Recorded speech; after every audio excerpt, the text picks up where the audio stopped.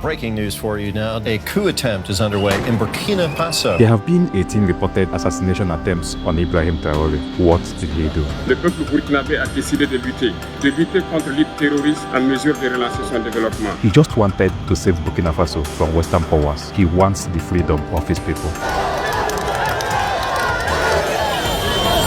To save Africa from Western powers, you must either be Muammar Gaddafi or you be like Kwame Nkrumah, but you must pay the price. Both men lost their lives in doing so. This is why Ibrahim Traore has been wanted 18 times. The most recent one was in April 2025. This is not new to Burkina Faso. Ibrahim Traore may not be the first to face death every day. There was a man called Thomas Sankara who wanted to change the face of Burkina Faso and set the country free. His people loved him so much.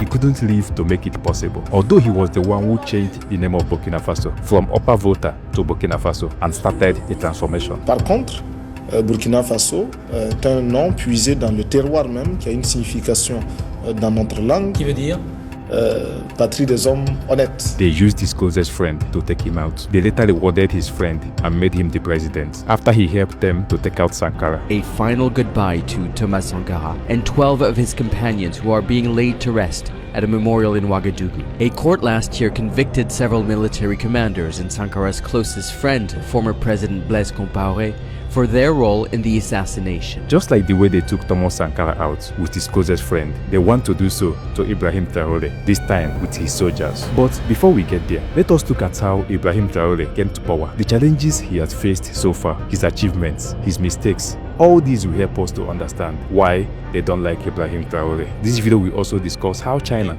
came to his rescue, what caused the Traore protests, and how he wants to start an African revolution. Je jure devant le peuple. I swear before the people of Burkina Faso and on my honor to preserve, respect, uphold, and defend the Constitution to all inhabitants of Burkina Faso. À tous les habitants du Burkina Faso. Since Ibrahim Traore came to power in September 2022, after conducting a military coup that removed the then interim president, Paul-Henri Sandaogo Damiba, who himself came to power through a coup just 8 months earlier in January 2022. Since then, Traore has positioned himself as a revolutionary figure, using anti-colonial and pan-Africanist language to show his love to change Africa, starting from Burkina Faso. His decision to take over power was mainly because he felt that the previous leadership was failing to deal effectively with Burkina Faso's worsening security situation. He then organized his fellow young soldiers and removed the same government he helped to come to power. In Burkina Faso, there's been a second coup this year. A faction of the army has overthrown the previous coup leader turned president, Paul-Henri Damiba. Captain Ibrahim Traore has been announced as the new leader of the West African nation. Ibrahim Traore has been on a strong mission to set his country free from any Western influence. He has done this by nationalizing his country's wealth and expelling French soldiers from Burkina Faso, stating that his government wished to tackle the security problem independently without the help of France. And the first thing was to ask them to leave our army. They left. And what I told you not long ago, you cannot hope to find your lost object by calling on the one who stole it to come and help you find it. Since he announced the French soldiers to leave Burkina Faso, he instead went closer to Russia. He had made Putin his closest and most powerful friend. Camarade Président Vladimir Putin.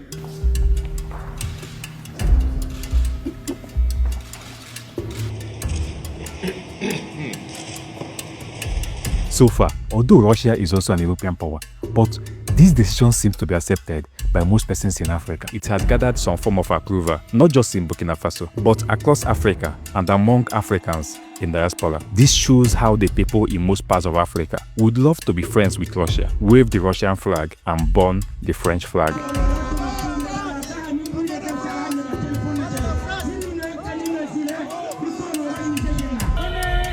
Russia will help us because of the bloodshed and suffering of our military, because of some politicians who only offer bad governance. We want Russia. Aside the security and political moves, Burkina Faso under Ibrahim Traore is also aiming for more control over its resources, and as such, it has changed its mining legislation and created a new state mining corporation called SOPAMIB, Société de Participation Minérale du Burkina. I just wish I got it right. But this move immediately got approval by people who have been advocating for a pro-national government in Africa, where every African country's wealth should be distributed within the country and not taken over by foreigners. After setting up SOPAMIB, the country immediately took control of 2 industrial gold mines, one in Bongno and the other one in Wagnion. These gold mines were formerly controlled by a UK-based gold mining company, Endeavour Mining. Burkina Faso, as the top gold producer in West Africa, might just be setting the stage for other countries to follow. It could really change how the gold mining industry operates in the region. But in a twist of events, in April 2025, Ibrahim Traore and the Burkina Faso government decided to grant an industrial mining license to a Russian company called North Gold. This was the same government that took away such opportunity from a UK company. The difference here is that this deal with the Russian company was done under Burkina Faso's new mining regulation, and it is projected to contribute about $89 million to the Burkina Faso state budget over a period of about 4 years. Earlier in April, Burkina Faso noted that it aims to gain more control over foreign-owned industrial mines and, by extension, a larger share of revenue from its natural resources. This is what most African countries are hoping for. Les questions que mes générations se posent sont les suivantes, si je peux me résumer, c'est de ne pas comprendre comment l'Afrique, avec tant de richesses sur notre sol, avec une nature généreuse, l'Afrique est aujourd'hui le continent le plus pauvre. L'Afrique est un continent affamé. Of course, Africa is a hungry continent with so much wealth, but the people do not gain from the wealth. Take for example this gold mine in Burkina Faso. In the village of Nobsine, hundreds of diggers search for gold, a crucial source of income to the impoverished West African country. But behind the glitter of precious metal lies a sad reality, that the majority of the miners are children. An estimated 20,000 children work in Burkina Faso's gold mines. I want to go to school, but I can't afford to ride the bus. It's too far from here to town on foot. Karim Sawadogo was once a goat herder at his home in the north and came to this mine in the southwest with his uncle. Barefoot, he cooks, fetches water, and climbs down in the mines. He thinks he's 9 years old, but isn't sure. These kids, as little as they are digging for gold, and when they are done getting the gold, they will sell it cheaply to the European gold companies in Burkina Faso, just to have something to eat. These companies polish the gold and sell it for more money on the global gold market. What if these gold-producing African countries have their own gold companies? These are the questions Ibrahim Traore is asking. Sometimes, why these kids dig out this gold, the unexpected happens. In southwestern Burkina Faso, the blast left nothing but devastation. The victims had no chance to escape. What used to be an artisanal gold site, there, a dynamite stockpile explosion killed at least 59 on Monday. You see, Burkina Faso has been in need of help. Aside from the issue of poverty, the country has been in a deadly conflict with Islamist militants since 2015, and as a result, the country has called for international assistance to combat the issue. But instead of seeking for military assistance from the world powers we already know, Ibrahim Traore shifted his attention and ignored the USA. He went to China to get military support. According to some reports, China delivered at least 100 armored vehicles to Burkina Faso, including 50 Norinca CSVP-14, 30 Norinca VN-22 6x6 wheeled armored fighting vehicles, and 10 Norinca CNVN-9 6x6 armored personnel carriers. Other vehicles received are 90 Chaman H3000 6x4 trucks and tankers, and 45 Chaman H3000 6x4 tractors. The Norinca CSVP-14 is a perfect fit for fighting insurgency because it can withstand a 10 kg anti-tank mine under any wheel and can resist 7.62 by 51 mm gunfire from up to 30 meters, and it has a total combat weight of 9 tons. These vehicles have made the Burkina Faso forces a much more modern military to fight the insurgency. Considering that the people of Burkina Faso welcomed the idea of a Russian partnership, they didn't find it hard to appreciate the Chinese support. Merci beaucoup camarades et bonjour à tous.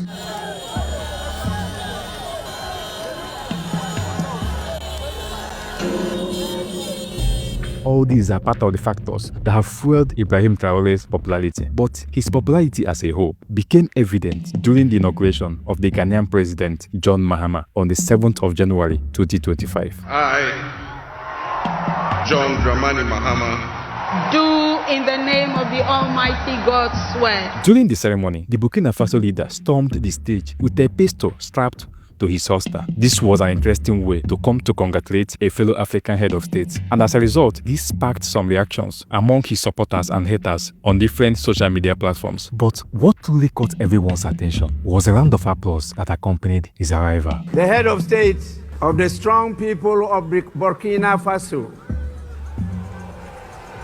His Excellency Captain Ibrahim Traore.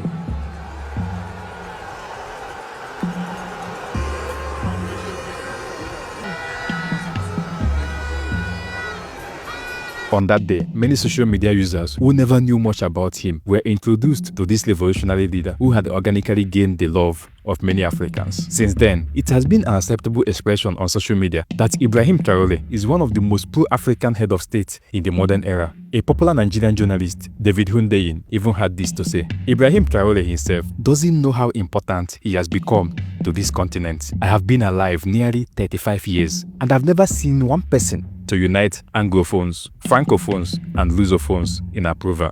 It's incredible to witness. But after then, Traore's popularity grew higher after General Michael Langley, the head of the US military in Africa, declared publicly during a US congressional hearing that the Burkina Faso president had become a person of interest who uses Burkina Faso's gold to shield himself. You know, I see this, and I don't mind calling them out, but Captain Traore and Burkina Faso, whether it's their gold reserves, that is all those proceeds are just in exchange to protect the junta regime. Such allegation, of course, did not go well with many young Africans who had begun to embrace Traore as the ideal image of a true African leader. And more than just a conversation online, people have taken to the streets to express their love and support for the man, calling for his protection. As recently as April 30th, 2025, large crowds of demonstrators gathered at the Burkina Faso's capital, Ouagadougou, shouting, "Long live Captain Traore." Some of them had banners that displayed a picture of General Langley with the word slave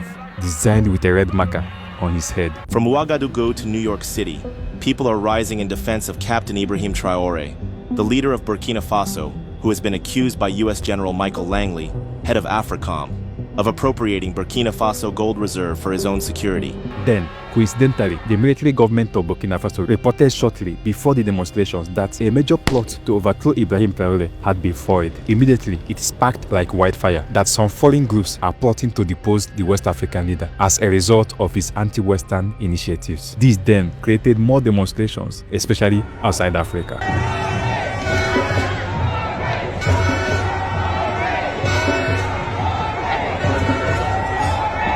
My 20s I've been a Pan-Africanist, and now 55, so more than 30 years I've been looking for a leader like this. Traore is what all of my years I've been waiting for. Ibrahim Traore is the future. He is what Africa needs. We've been waiting for him, we need him, and we'll protect him. Captain Ibrahim Traore is no longer just the leader of a West African nation. For some, he has become a symbol of resistance, independence, and Pan-African pride. In almost every phase of the economy, he had tried to do something different. He has built a tomato plant for Burkina Faso farmers, where they can sell their tomato farm produce for processing. The first cans of tomato concentrate made in Burkina from the tomato processing plant in Bobo Dioulasso, Burkina's second largest city.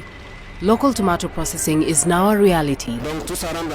This is part of the industrialization process. We can only be proud of our approach, which is understood by the people. He named it Société Faso Tomate, Sofato. The plant has the capacity of processing 5 tons of tomatoes per hour to produce various tomato-based products. The aim of this investment is to increase the country's domestic production capacity and to reduce dependency on imports. All these security enforcements, political decisions, economic developments are geared towards changing Burkina Faso for good. But if Burkina Faso develops and controls her resources, how will the greedy superpowers get cheap gold that will power their development? They want Africa to be poor. That is why Ibrahim Traore is wanted, dead, or removed. So whether Ibrahim Traore is remembered as a liberator or a controversial figure will depend on how the pages of history unfolds. But one thing is certain: his actions as presently constructed, have sparked continental awareness and raised the need for Africa's liberation, and it has created a movement.